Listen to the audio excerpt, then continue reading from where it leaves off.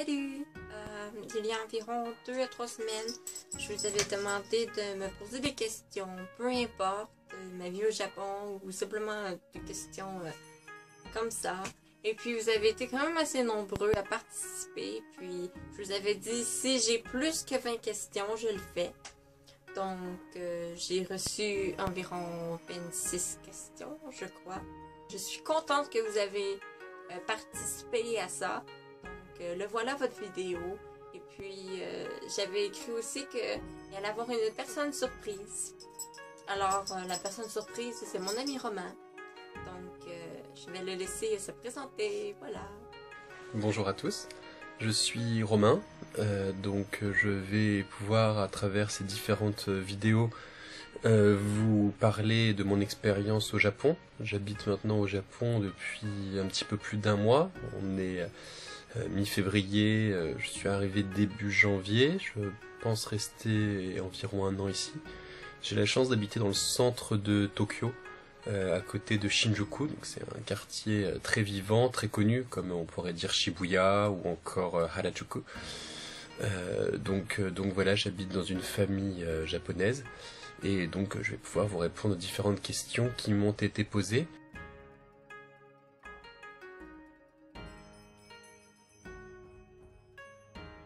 Pour moi, c'était vraiment un rêve qui s'est concrétisé avec l'obtention de mon visa Working Holiday et la possibilité de venir étudier au Japon. Donc j'ai étudié dans une école de japonais à Higashi Shinjuku, les après-midi de 13h à 16h30. C'est vraiment une bonne expérience pour pouvoir travailler mon japonais de façon importante, sachant que je peux aussi le pratiquer le soir quand ma famille japonaise rentre à la maison. Je trouve que c'est plutôt bien vu également par les Japonais, puisque toute la journée je reçois des compliments, comme quoi ils aiment beaucoup le fait que je sois au Japon, le fait que j'aime le Japon, ils en sont très fiers. Donc voilà, vivre à l'étranger, c'est pour moi vraiment une expérience fabuleuse, et j'espère au terme de cette année de visa pouvoir en obtenir un autre, soit un visa de travail, soit comment dire, un visa étudiant.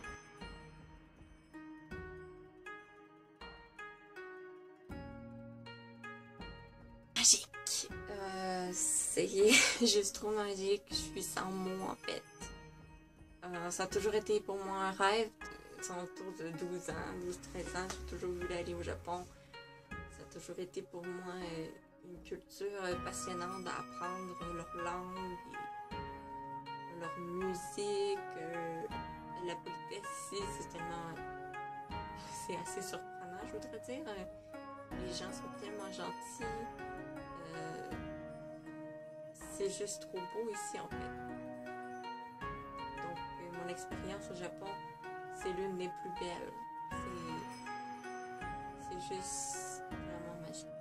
Pour moi, c'est une expérience fabuleuse. Je suis venu pour la première fois il y a environ 2 ans au Japon. Ça a été, dans un premier temps, juste un voyage comme un autre. J'étais venu pour le nouvel an. J'ai eu la chance de rencontrer des personnes vraiment fabuleuses, qui m'ont permis de découvrir le Japon tel qu'il est vraiment, c'est-à-dire par rapport à la culture, par rapport aux lieux, par rapport aussi aux différents endroits qui sont vraiment spéciaux au Japon. Et donc cette première expérience a vraiment été pour moi le début d'une passion qui s'est manifestée, qui m'a donné envie de venir vivre au Japon. Donc cette expérience, elle s'est passée par 10 différents voyages, donc sur les 2 dernières années, qui se sont finalement soldés par cette installation en janvier dernier, donc dans le centre de Tokyo. Et puis donc chaque jour, c'est des nouveaux émerveillements dans les temples, dans les sanctuaires, dans les jardins japonais. Et puis voilà, vraiment un bonheur de tous les jours, donc, que j'aimerais que vous puissiez également découvrir si vous avez la chance de venir au Japon, et pourquoi pas nous rencontrer, Sabrina et moi.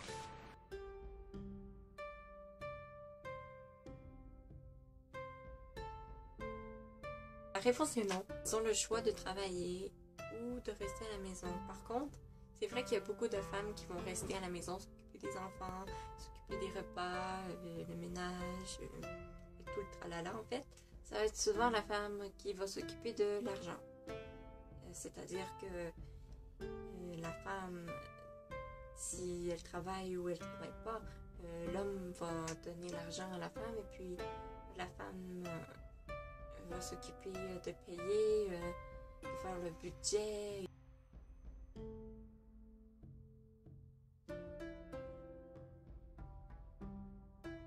Alors j'ai envie de dire, comme en France, encore aujourd'hui, les hommes sont mieux payés que les femmes de façon générale pour un emploi similaire. Il y a plus d'hommes à des emplois élevés. Ensuite, ce n'est pas quelque chose qui est totalement fermé non plus. Les études vont faire beaucoup sur l'emploi qu'on occupera plus tard. Comme exemple, donc la personne chez qui j'habite, ma maman japonaise, est manager dans une école japonaise. Elle a plutôt un très bon emploi. Donc comme quoi c'est tout à fait possible en tant que femme d'avoir un emploi élevé. Ensuite, je ne sais pas si elle touche exactement autant d'argent que pourrait en toucher un homme. Mais voilà, les hauts emplois ne sont pas fermés aux femmes au Japon. Et elles sont mieux considérées qu'elles l'étaient auparavant, tout comme en France, ou comme dans d'autres pays à travers le monde.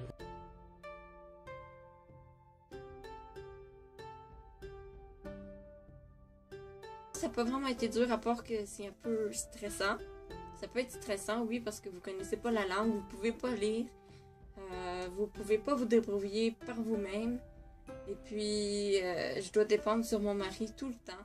Ça peut être fatigant un peu, mais bon, au moins il est toujours là pour me supporter. Puis, je suis vraiment contente.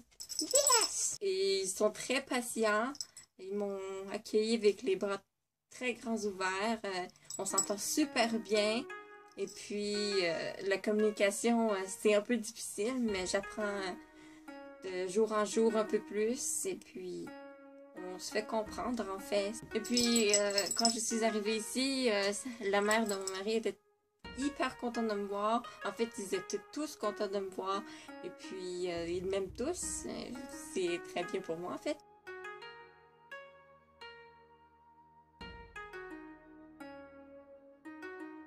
Oui et non, ça dépend ce que vous cherchez comme emploi. Encore une fois, parler le japonais sera vraiment nécessaire si vous voulez trouver un emploi au Japon. Ensuite, il y a des emplois qui sont trouvables assez facilement en tant qu'étranger, en tant que français notamment. Il existe des sites, notamment TPA, Tokyo Petites Annonces, qui permet entre Français de chercher voilà, des ventes ou encore des emplois ou beaucoup d'informations sur Internet. Grâce à ça, j'ai trouvé pas mal d'aide aux devoirs, de babysitting, qui me permet déjà de faire un petit peu d'argent et de m'en sortir tous les jours. Également des emplois de professeurs de français qui peuvent se trouver assez facilement si on cherche bien. Ensuite, si vous voulez un emploi en tant que vendeur, que caissier, que je ne sais quoi encore, des vrais travails sur du long terme, le japonais sera indispensable. Mais après, il y a vraiment du travail au Japon, contrairement en France. Si vous cherchez, vous trouverez. Après, comme je vous l'ai dit, en ne parlant pas le japonais, ce sera un travail assez limité dans un premier temps. Mais par la suite, si vous faites l'effort d'apprendre la langue, vous n'aurez aucun souci à trouver du travail, je vous l'assure.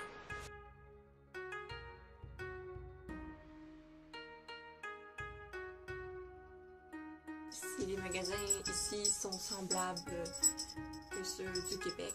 Oui, c'est sûr que ça se ressemble. Des centres d'achat, c'est des centres d'achat.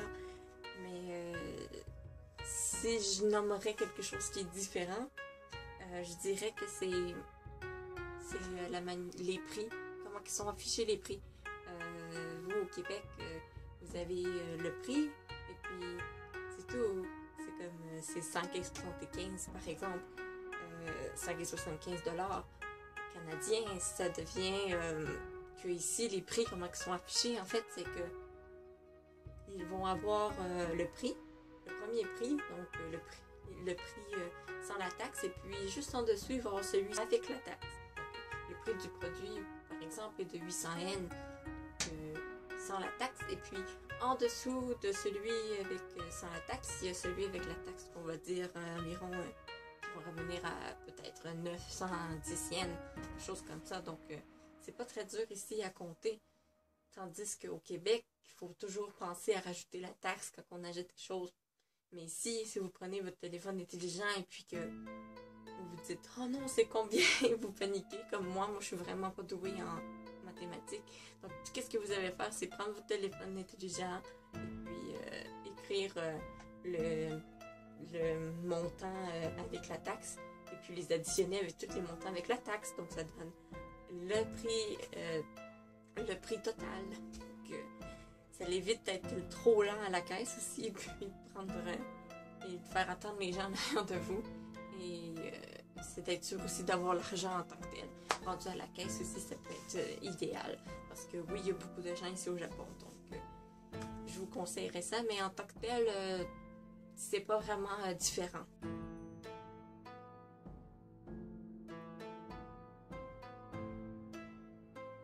Encore une fois, oui et non, la plupart des Japonais ne parlent pas anglais, hein. Il faut bien se mettre ça en tête. L'anglais est très difficile au Japon, mais les Japonais feront tout pour vous comprendre quoi qu'il en soit, et donc pour vous aider si vous avez besoin de quelque chose. Ensuite, certains Japonais parlent anglais, il faut les trouver, malheureusement. Sinon, beaucoup de logiciels aujourd'hui sur smartphone vous permettent de faire des traductions et de vous en sortir. La plupart des documents qu'on vous remettra dans les lieux touristiques et autres seront également en anglais, donc ne vous inquiétez pas par rapport à ça. Ensuite, il est bien avant d'aller au Japon d'apprendre quelques bases de japonais.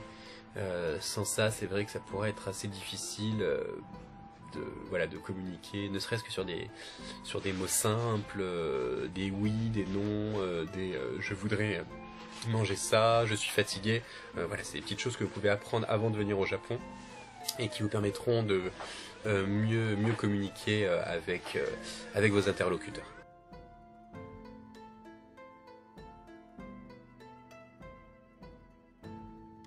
Parler japonais. Ok! Konnichiwa, watashi no namae wa Sabrina desu. Watashi wa 23歳です。私の夫は日本人です。私はカナダ人です。よろしくお願いします。Alors, je me suis posé la question, qu'est-ce que je vais vous dire en japonais? Toute la question, bien entendu, à chaque fois qu'on vous demande de dire quelque chose dans une langue étrangère. Je me suis dit que le mieux était encore de vous lire une partie de mon livre de japonais, donc un dialogue que j'étudie actuellement, et de vous donner la traduction ensuite. Donc je vais vous lire voilà, ce livre, comme vous le voyez, et donc on voit un petit dialogue que je vais avoir l'occasion de vous lire maintenant. L'histoire que je vais donc vous raconter est un dialogue entre Sato. Donc Sato, c'est Mademoiselle Sato, c'est donc une japonaise donc qui fait partie de ce dialogue. Yamada, donc c'est Monsieur Yamada, c'est le responsable d'une entreprise. Et puis Mike Mira. Mike Mira, c'est Mike Miller en anglais. C'est un américain. Mais puisqu'on est au Japon, évidemment, Mike Miller, c'est pas facile à dire pour un japonais. Donc ça devient Mike Mira. Et donc à partir de là, on va commencer le dialogue. Ohayo gozaimasu. Ohayo gozaimasu, ça veut dire bonjour, mais bonjour le matin. On a l'habitude de connaître konnichiwa. Konnichiwa, on dit ça à midi au Japon, et konbawa le soir. Mais comme je vous l'ai dit, on est le matin, donc on dit ohayo gozaimasu, ça veut dire bonjour. Donc, Sato-san. San veut dire mademoiselle, monsieur, c'est un signe de respect. Donc Sato-san dit ohayo gozaimasu. Yamada répond ohayo gozaimasu. Mais il veut présenter Mike Mira. Donc il nous dit Sato-san, mademoiselle Sato.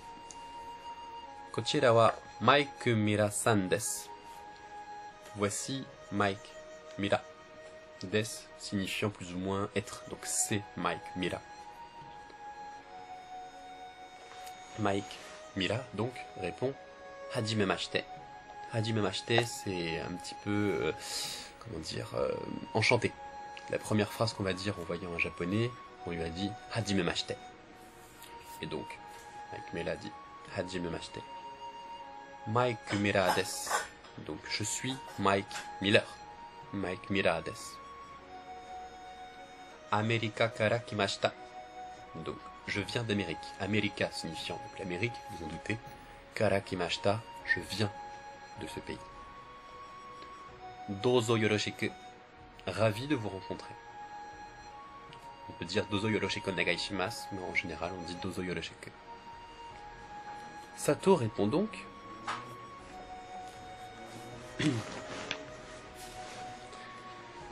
Sato Keiko desu. Sato Keiko, c'est son prénom, c'est son nom. Sato Keiko desu, donc bonjour, je suis Sato Keiko. Ce sont des présentations. Dozo yoroshiku onegai shimasu. Ravi de vous rencontrer également. Donc voilà pour un premier dialogue et une première vision de la langue japonaise.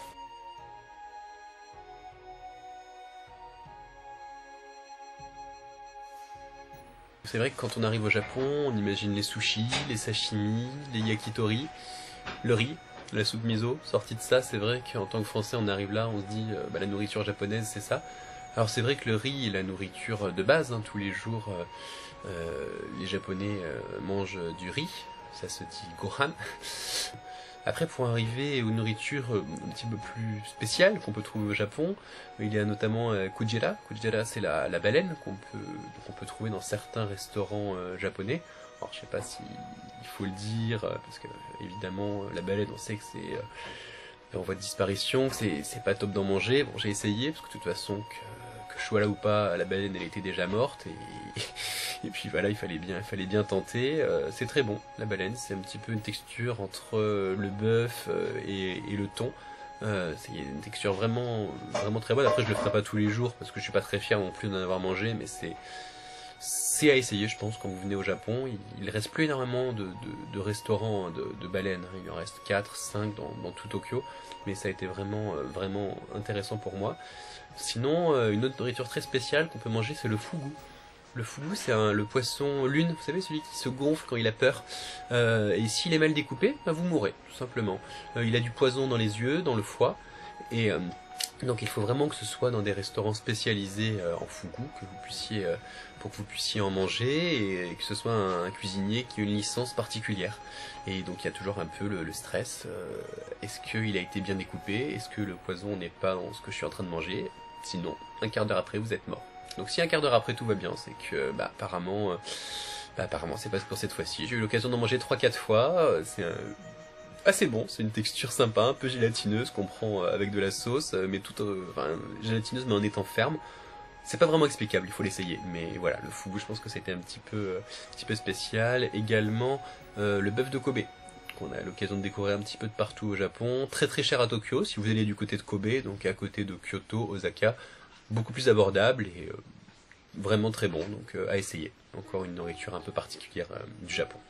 Sans hésiter, vraiment, c'est les natto. Le natto, c'est un aliment traditionnel japonais qui vient d'un haricot de soya fermenté. Donc, ils vont manger ça avec le riz. Donc, le riz nature, le riz blanc, en fait. Donc, ils vont souvent les mélanger ça ensemble et puis ça ressemble à ça.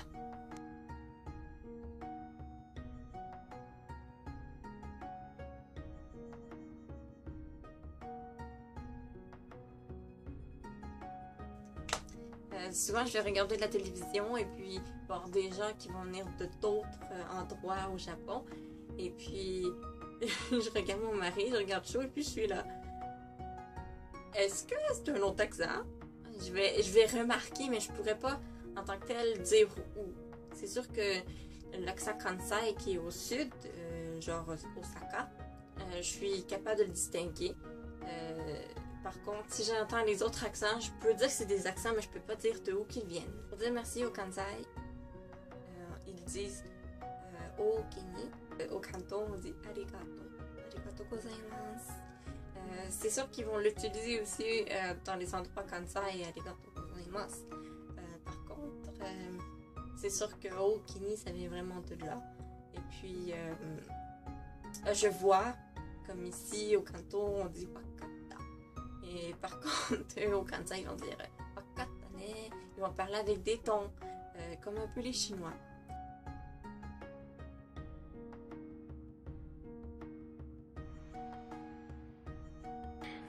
Je vais pas vous mentir, je ne sais pas.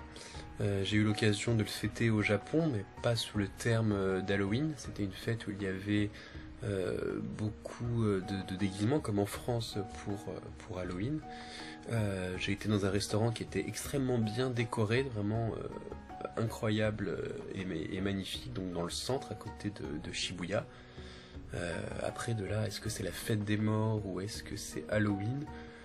Je peux pas vous répondre, mais même si c'est pas une fête shintoïste ou bouddhiste comme le sont la plupart des Japonais, les Japonais fêtent tout autant Noël, tout autant le Nouvel An, donc je ne vois pas pourquoi ils fêteraient pas Halloween.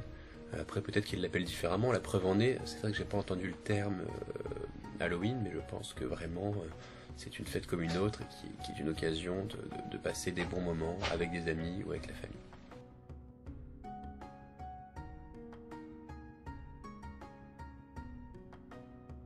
Tremblement de terre, oui, ça peut faire peur, surtout si les maisons sont pas faites en conséquence, ce qui n'est pas le cas ici. Les maisons sont faites en conséquence, tous les immeubles sont faits en conséquence en fait. Et puis, c'est sûr que ça peut être dangereux comme que j'ai dit, mais ma première fois avec le tremblement de terre ici, j'ai eu peur, c'est normal, ça m'a surprise en fait. J'avais déjà expériencé des tremblements de terre au Québec, ce qui m'a fait un peu plus peur en fait. Et puis ici, oui, c'est vrai que ça arrive souvent. En fait, ça arrive souvent. Ça arrive à chaque jour ici au Japon, mais pas toujours à la même place. Même si le Japon est un petit pays.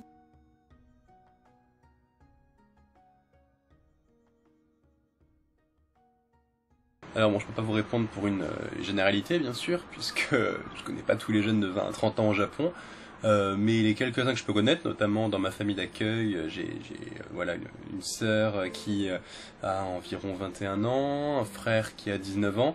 Je vois un petit peu comment ils fonctionnent et également les différents amis que j'ai au Japon, parce que je commence à en avoir quelques-uns quand même.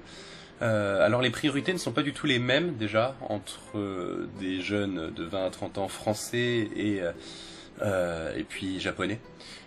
Moi j'ai l'impression, après je me trompe peut-être, hein, mais je ne pense pas que déjà les relations amoureuses ont vraiment une place secondaire dans la vie de tous les jours. C'est-à-dire que j'ai eu l'occasion d'être en couple avec une japonaise. Je passais vraiment après les amis, après bon, la famille, j'ai envie de dire c'est normal, mais après les amis et après le travail. C'est-à-dire que très régulièrement le soir, il y a des soirées entre filles, c'est même pas pour aller voir des garçons, hein, mais c'est des soirées entre filles dans des restaurants, des izakaya, donc c'est des sortes de petites brasseries pas trop chères où on peut boire des bières, passer des moments entre amis, fumer, parce qu'ici on a encore le droit de fumer dans les lieux publics, attention. Donc voilà, donc régulièrement le soir, les filles ou les garçons d'ailleurs, hein, mais vont entre eux, entre amis, donc dans ces différents lieux. Également dans les karaokés. Le karaoké, c'est un grand lieu de rencontre, de retrouvailles au Japon, qui est vraiment, voilà, on trouve des karaokés à tous les coins de rue, hein, que ce soit voilà dans les quartiers un peu populaires, un peu moins. On peut y passer la nuit. Il y a des forfaits de 21h à 5h du matin, histoire de réattraper ensuite le premier métro. Karaoké très différent des karaokés français, hein, soit dit en passant. C'est vrai que la première fois où j'ai été un karaoké, je me suis dit que j'allais me retrouver dans une salle comme en France, où voilà, il y a un écran et tout le monde chante à son tour. C'est vraiment très différent. C'est un studio individuel qu'on va avoir, donc à 3, à 10, selon à combien on est entre amis. Et puis on est juste entre nous, parce que les Japonais sont quand même très timides et ils vont pas aller montrer comment ils chantent bien ou moins bien à tout le monde.